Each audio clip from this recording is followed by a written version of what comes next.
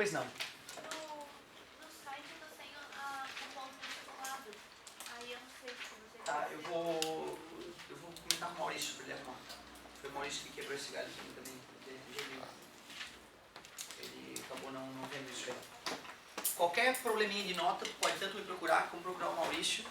Se for um problema de na prova direta, tá lá com as provas, leva as provas para o Maurício, mostra para ele as notas, mostra que no sistema não está certo e pede para ele corrigir. Né? Qualquer dúvida que ele tiver, ele também vai me falar comigo. Pode falar diretamente comigo também e eu passo para ele informação. Sem problema. Galerinha, tô com saudade de dar uma aulinha para vocês. Nós temos 3 aulas, para não ficar chato, eu vou dar uma aula normal. Na segunda aula eu vou falar da Feira de Ciências, para ver se tu te estimula a escolher algum material, algum trabalho para tu adotar, certo? Na Feira de Ciências. E na terceira aula a gente volta a fazer exercício da primeira aula e avançar um pouquinho na matéria. Pré-requisito para a aula de agora. Se o cara não sabe decompor vetor, ele está em péssimos lençóis, ele não vai conseguir acompanhar a aula, não tem como. Então, revisão instantânea de decomposição de vetor. Quando um vetor está oblíquo, inclinado em relação ao plano cartesiano XY, que nós estamos usando para estudar o problema, a gente tem que decompor. Pega a coisa de escrever, encosta na extremidade do vetor, faz uma pontilhada paralela a um dos eixos, denomine esse tamanho fx. Pontilhada paralela, decomponha o vetor, denomine fy, foi a decomposição gráfica.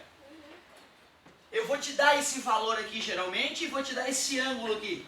Como é que tu vai calcular o valor de fx e fy? Fx é o f, cosseno de alfa. Parabéns, com o ângulo vezes o cosseno do ângulo alfa. Se tu quiser calcular o valor da componente fy, tu pega o vetor original f vezes seno. Seno sem ângulo, seno. Foi a decoradinha.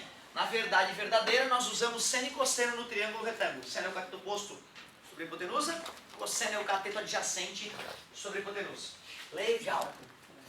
Supondo que todos vocês dominam essa ideia básica, que sabem decompor, aí a gente consegue te explicar uma aplicação de decomposição vetorial muito interessante, muito cobrada no vestibular, chamada plano inclinado.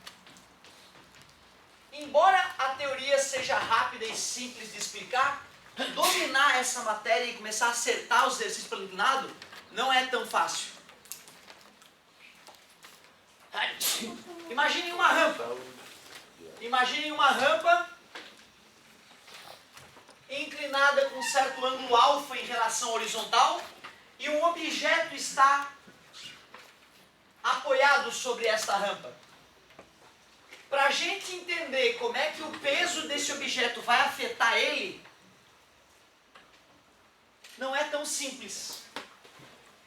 Primeira dica, então, para que o aluno domine o plano inclinado e consiga resolver questões de plano inclinado. O aluno tem que lembrar que a Terra, quando atrai o objeto, o atrai verticalmente para baixo. Ou seja, a Terra não vai atrair o objeto para lá. Não é por isso que ele desliza para lá. E a Terra também não vai atrair o objeto contra o chão. Se a Terra atraísse o objeto para cá, não teria por que ele deslizar. A Terra atrai o objeto verticalmente, perpendicularmente em relação à linha do horizonte. Então esse seria o vetor peso. Aceitável? Observem que esse vetor peso, ele está inclinado em relação à linha paralela à rampa. E nós sabemos, né, que a tendência do objeto é se mover ao longo dessa linha, né? Então nós podemos chamar essa linha de eixo X. Então meu plano cartesiano, que tem 2 eixos que são perpendiculares um em relação ao outro, se o eixo X é paralelo ao plano, o eixo Y deve ser perpendicular ao plano, o eixo Y. Ele tem que fazer 90 graus com o plano. Então tu vê, quando o aluno for resolver um problema de plano inclinado, primeira coisa, desenhe uma pontilhada paralela, chame de eixo X, desenhe uma pontilhada perpendicular, chame de eixo Y, e desenhe o peso no lugar certo, que é vertical para baixo. Se pintar alguma dúvida, tu inclina teu caderno na vertical e solta o objeto. Para onde o objeto cair, tu viu que honesto? É o peso. Pronto, cara. Isso é o começo. Agora o que eu vou continuar é fazer aquilo, ó. Se tu não consegue continuar a partir desse desenho, que se tu treinar 2, 3 vezes, tu faz o desenho tosco. pontilhada paralela, pontilhada perpendicular. Pô, tranquilo? Se tu não consegue continuar a partir desse desenho, aí tu tem que voltar a estudar a decomposição de vetor. Não adianta ficar estudando só plano inclinado. Faz a pontilhada paralela, nome deste vetor, PY. Faz a pontilhada paralela, nome desse vetor, PX. Uma hora teu desenho tem que ficar decente. Uma hora tem que mostrar pra alguém sem vergonha. Ó o meu plano inclinado. Entendeu? Porque às vezes tem uns planos inclinados aí que, meu Deus, cara, é um embrulho. E tá te falando um cara que é o rei da falta de coordenação motora para o desenho. Eu sofri muito bullying por causa da má qualidade dos meus trabalhos artísticos. Né? Eu acho que foi um trauma de infância. Minha irmã mais velha sempre foi boa desenhista. Aí eu olhava o trabalho dela, né, e o guri mais novo quer imitar. E ficava uma bosta, até porque ele, né, não funciona, né? Uma criança com coordenação motora inferior comparado a uma criança mais velha com coordenação motora melhor. Isso me deu um problema grave psicológico, por isso que eu sou do jeito que eu sou. Hoje eu já me perdoei, eu treinei um pouquinho, dá até pra enxergar, tá vendo? Certo? Tu vai ter que treinar um pouquinho, uma hora tem que sair uma coisa digna. Com régua, né, professor? Não, estou falando da mão livre. Com régua qualquer um tem, com régua tem que ficar perfeito a primeira vez já. Com régua, né, régua. Agora tem que treinar a mão livre, o vestibular não pode usar régua, né, e vai pro vestibular que pede para fazer um desenho de plano inclinado. Tem que ficar uma coisa honesta.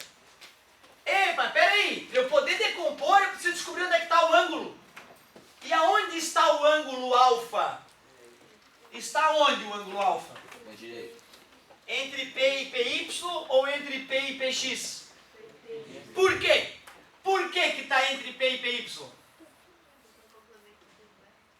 Pois é, né? Na aula de apoio ontem a gente bateu um papinho sobre isso, né?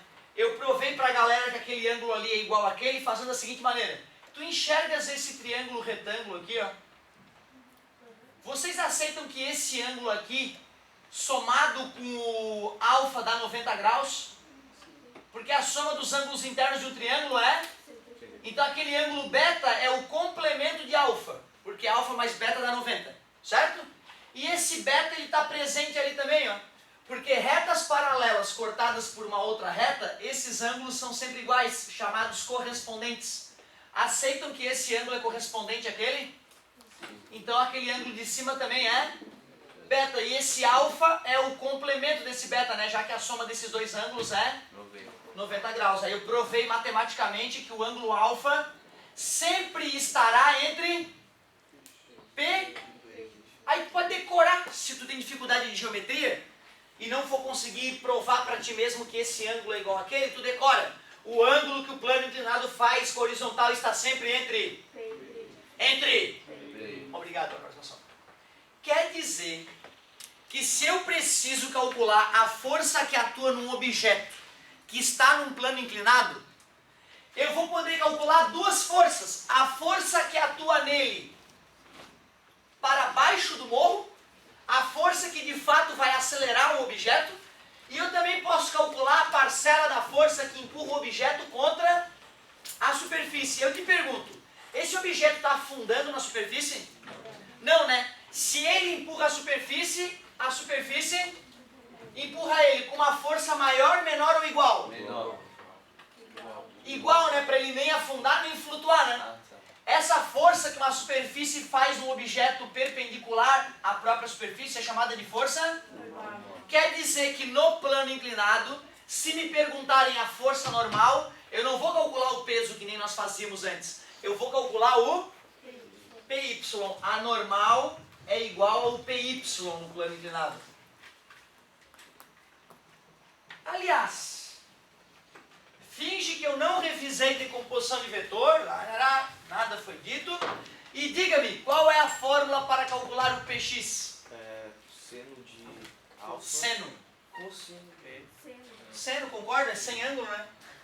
Seno de alfa vezes P. É o vetor original vezes o seno do ângulo, já que está sem ângulo. Se eu quiser calcular o PY, P vezes? Por isso que eu digo, cara, o cara que tem dificuldade de plano inclinado, geralmente a dificuldade dele é em decomposição de vetor. Se tu não sabe ainda decompor vetor, se deu mal nas questõezinhas de decomposição lá no comecinho do ano, volte a estudar que eu vou precisar disso. Mas só uma dúvida, por que a gente tem que calcular o produto da reta pelo grau ali? achar o valor do... Não, cuidado, a gente pega esse tamanho e multiplica pelo seno do ângulo para poder achar esse tamanho, né? Por que que isso acontece? Aí é lá no comecinho do ano que a gente mostra que dá para formar um triângulo com o peso, com o PX e com o PY. E o ângulo alfa está entre PY e P, então o ângulo alfa está ali. Se eu sei o tamanho P e quero calcular o tamanho PX, eu posso fazer trigonometria, seno de alfa. Seno é o cateto oposto sobre a hipotenusa. Aí está dividindo, passa. Por isso que a fórmula fica assim. Então, na verdade, é trigonometria que a gente usa. Como a física é dependente da matemática. A física estuda as leis da natureza. Tenta entender por que o mundo funciona do jeito que funciona. Mas usa como linguagem para descrever isso a matemática. Então, a física é a aplicação da matemática na interpretação da natureza. Então, toda hora que a gente tiver alguma dúvida matemática, pode respingar na física. Perfeita a tua pergunta. Por que a fórmula é do jeito que é? Eu adoro essa pergunta. Pessoal, letras nos deixam enjoados. Vamos colocar números, eu vou fazer um exemplo de plano inclinado para vocês. Eu vou escolher um ângulo legal, um ângulo gostoso de trabalhar. Um ângulo que tem senos e cossenos muito bonitinhos, por exemplo, é o ângulo de 37 graus. O seno de 37 graus é aproximadamente 0,6 e o cosseno de 37 graus é aproximadamente 0,8. Então, são números legais de trabalhar. Botei lá no plano inclinado um objeto com uma certa massa, vou botar um saco de cimento ali, 50 kg. E essa superfície ela é perfeitamente lisa, não existe atrito nenhum. Então é um plano inclinado sem atrito. Depois é que eu vou te ensinar como é que a gente raciocina quando tem atrito. O sujeito ainda comentaria, sabendo que a aceleração da gravidade no local é 10 metros por segundo ao quadrado, determine.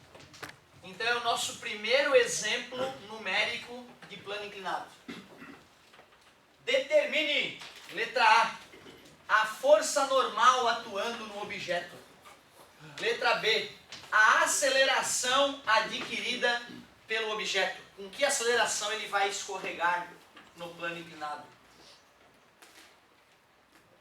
Cara, como eu gostaria que vocês estudassem o suficiente para que, mesmo sem fórmula, mesmo sem cola, mesmo sem nada, pode ser no guardanapo do restaurante depois do almoço, tu pegue lá o guardanapo e um pedaço de carvão caído do chão e consiga fazer o problema. Sem nada, só com o teu cérebro. Na hora que tu tiver assim, cara, tu tá foda na física, tu tá bom. Certo? Porque, cara, ficar dependente da escola, né? Mas o que tem que fazer agora? Aí como é que é? Tem que deixar a coisa fluida e não vai ser fácil. Vai ter que se dedicar algumas horas. Alguns de vocês em meia hora vão ficar bom. Alguns vão precisar de 3 horas treinando para ficar bom no plano inclinado. E se não fizer, não vai ficar bom no plano inclinado. Aí o plano inclinado vai ser uma deficiência tua. Vai estar à mercê da sorte no vestibular, por exemplo. Treina, cara, não vai ser difícil. Olha qual é a dica. Começa fazendo uma pontilhada. Perpendicular, pode ser. A que tu vai fazer primeiro não me importa. Perpendicular e uma paralela ao plano, tá vendo? Internacionalmente, X, Y. Começando bem, tu vê. Nada demais. Não vai cair a mão. Mas se não fizer, no dia da prova dá branco, não consegue. O que mais? Peso. Desenha o peso para cá assim, né? Não. Ah, não, ui. Esse é o erro mais comum. O erro mais comum é a galera desenhar o peso já no eixo Y. Não pode, não faz sentido, porque o corpo cairia. É vertical para baixo, este é o vetor peso. Normal.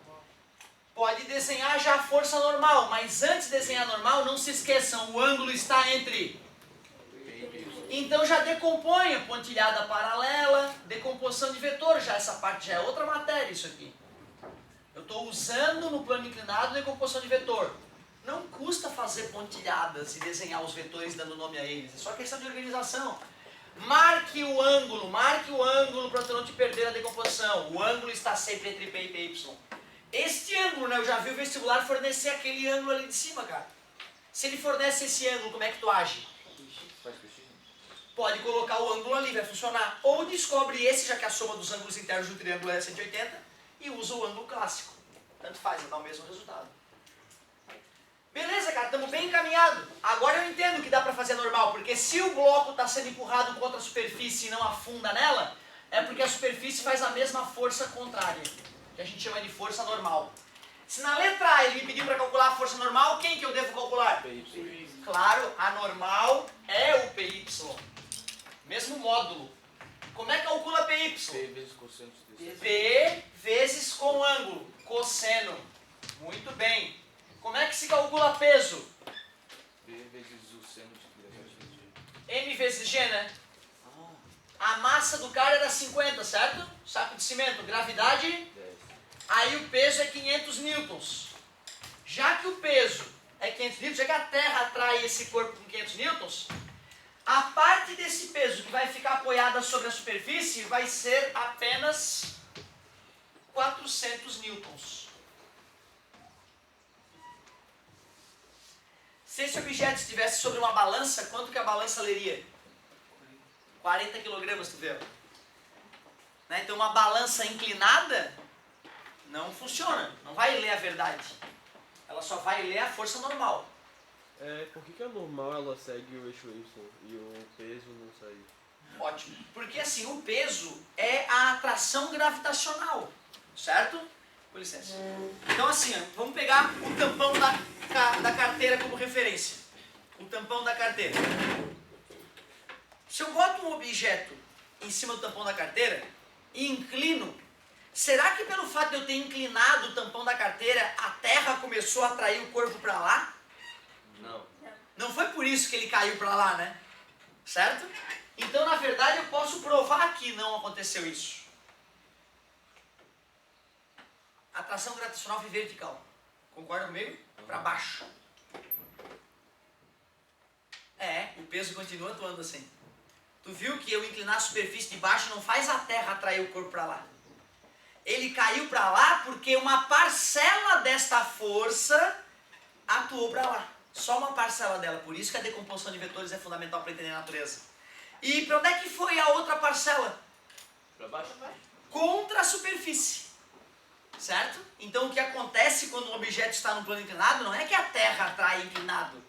É que o vetor peso foi decomposto. Uma parcela contra a superfície, perpendicularmente a ela, porque eu escolhi. Eu escolhi porque é mais confortável. O que eu quero te dizer, colega, é que se eu mudo a posição do plano cartesiano, eu continuo conseguindo resolver o problema. Só que vai dar uma matemática com uma dor de cabeça muito maior do que essa. Então, tu vê, eu poderia estudar o fenômeno não usando aquela força perpendicular à superfície, usando uma força inclinada, só que dificultaria a interpretação matemática. Então, tu vê, mais uma vez, é o referencial. Eu escolhi aquele referencial porque ele é mais confortável.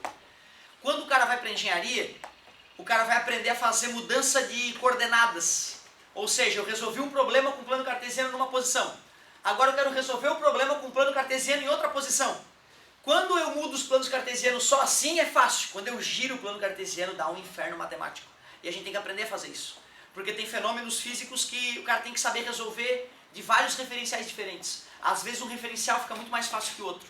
Então tu saber trocar de referencial é fundamental. Então tu vê que bonita a tua pergunta. E a resposta mais honesta é: a força normal é perpendicular à superfície porque eu quero.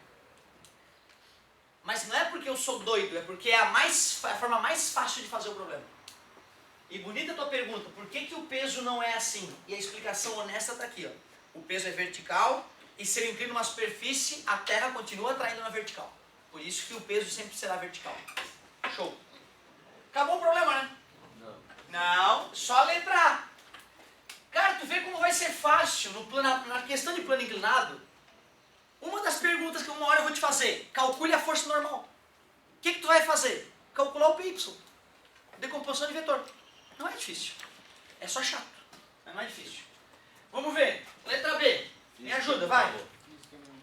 Claro, se pediu a aceleração, não adianta eu ir para a cinemática ΔV sobre ΔT. Não falou de variação da velocidade nem de tempo. Então eu só posso ir para outra fórmula que tem a aceleração que nós aprendemos. Física, meu amor. Segunda lei de Newton. Quem é a força resultante atuando no objeto? É o P... Não. O PY foi anulado pela força normal, então eles se anularam aqui, ó. Então, PX. Claro, então só o PX restou. Quer dizer que o segredo para calcular a aceleração em um plano inclinado é se tocar que a força resultante é o Px. Pronto, agora é ter calma. Como é que se calcula Px? É P Vezes o seno de sem ângulo, seno de 37. Quanto vale o P?